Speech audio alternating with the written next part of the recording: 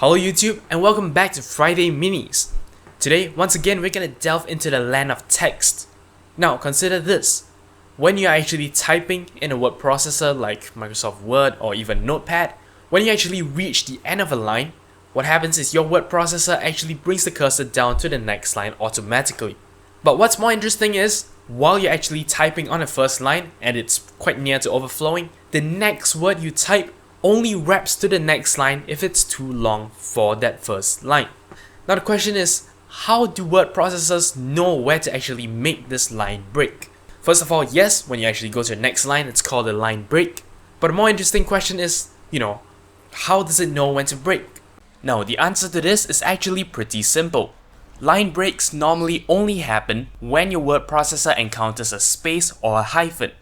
Of course, not for every single one of them, only for those that are at the end of a line. You see, of course, because if that's not the case, a word can actually be broken in the middle and you don't want that to happen. But today, we actually also want to look at a more interesting thing called the non-breaking space. As its name implies, it is a space. However, it is non-breaking.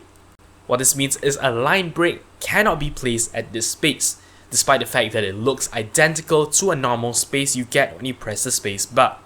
How do you type a non-breaking space? Well, we learned how to do alt codes 2 weeks ago. Today we're gonna apply that. Hold down alternate and type 0160. Lift your finger off the alternate key and what you get is a space. However, this particular space character that you just typed in is a special one. You can actually try using the non-breaking space instead of your normal space when you're typing near the end of the line, and you realize that your word processor does not break up the word at that particular space. If the word overflows to the next line, the entire chunk is going, bringing the non-breaking space with it. Now, there are many reasons why we want to have non-breaking spaces. For example, when you're actually, padding things out in a web page. If you actually, while editing a HTML file, you keep pressing space, your web browsers aren't going to recognize that. They're only going to see one space.